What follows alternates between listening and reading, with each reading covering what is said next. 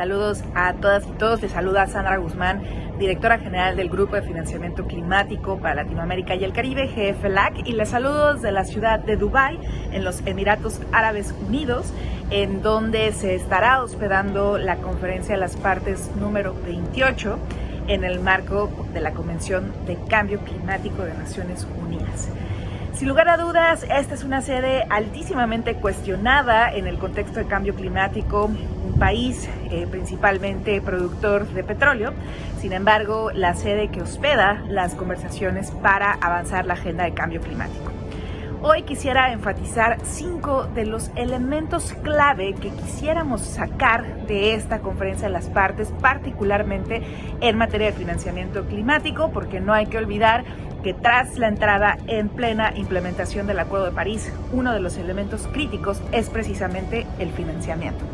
El primer elemento que es muy importante obtener de esta sesión es la inclusión de elementos clave de financiamiento climático en el balance global. Recordemos que el balance global es revisión que se tiene que hacer cada 5 años sobre la implementación del Acuerdo de París. Y lo que queremos observar en materia de financiamiento es no solo el reconocimiento de los aspectos que no han sido del todo positivos, es decir, las grandes brechas que existen en materia de financiamiento,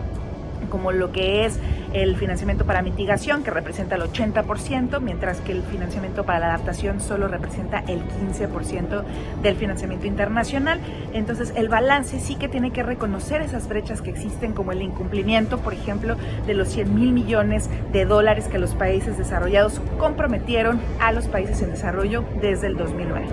Pero el balance global también tiene que tener la capacidad de mandar los mensajes más importantes hacia el incremento de la ambición, particularmente hacia el alcance de los objetivos, tanto el artículo 9 sobre la provisión de financiamiento de países desarrollados a países en desarrollo, pero también del artículo 2.1c, que recordemos es aquel que llama a los países a hacer todos los flujos de financiamiento consistentes con el desarrollo bajo en emisiones y resiliente al clima. Queremos que este balance mande las señales adecuadas para que esta transformación del sistema financiero se dé de manera rápida y coordinada. El segundo elemento tiene que ver justamente con la definición, el diseño de una nueva meta colectiva y cuantificable de financiamiento que tendrá que sustituir los 100,000 millones de dólares, pero que para ello es muy importante tener un buen diseño. En esta sesión se tienen que tomar importantes decisiones para que el próximo año, que es cuando se tiene que aprobar la meta, tengamos realmente una discusión mucho más fructífera. Queremos una mejor discusión en materia de la cantidad del financiamiento que se tiene que acordar en esta meta, también aspectos de calidad como es el acceso, que haya beneficios a los diferentes países, de manera inclusive, particularmente a los países más vulnerables, y por supuesto que tenga consideraciones como la perspectiva de género y el respeto a los derechos humanos. Pero también es muy importante que en esta sesión se aprueben, que los cofacilitadores puedan ya trabajar en una serie de opciones para que esta meta pueda ser discutida el próximo año, pero ya con una serie de opciones claras que empiece a dar vida a estas negociaciones. El tercer elemento tiene que ver precisamente con acelerar la entrada en operación del Fondo de Pérdidas y Daños. Y esto también se asocia a la nueva meta, porque en la nueva meta sí que esperamos que se asista, que se dé financiamiento, tanto en materia de mitigación como adaptación y, por supuesto, pérdidas y daños. El Fondo de Pérdidas y Daños ha venido teniendo una serie de discusiones a través del Comité de Transición, que fue el que se aprobó en la COP27, que se celebró en Egipto, y este año se han llevado a cabo 5 sesiones en esta materia.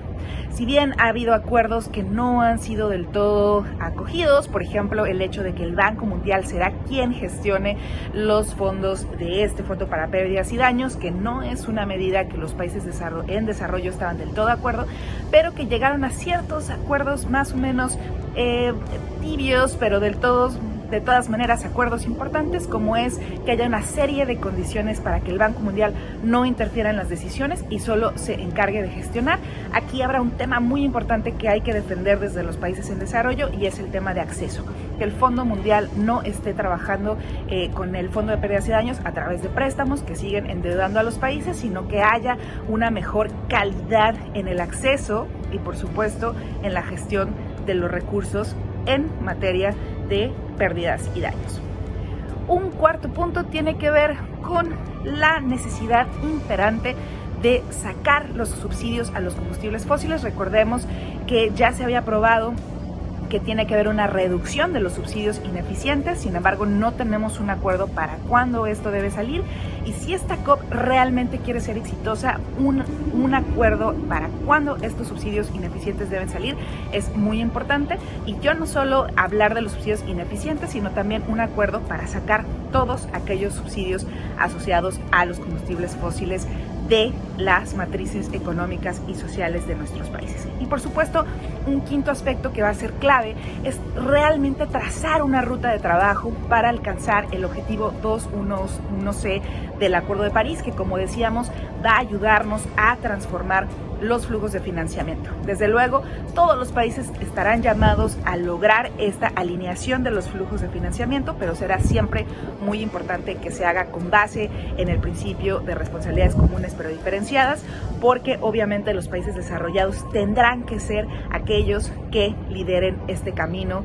hacia esa transformación, y por supuesto economías emergentes que también van a tener la capacidad de hacerlo, sobre todo aquellas que tienen también un importante rol en cuanto a las emisiones de gases de efecto invernadero se refiere. Aquí algunos elementos que hay que poner mucha atención desde la sociedad civil, desde los acuerdos y los grupos no gubernamentales, y estaremos impulsando e informándoles sobre todos los avances que se den en la materia. Muchísimas gracias.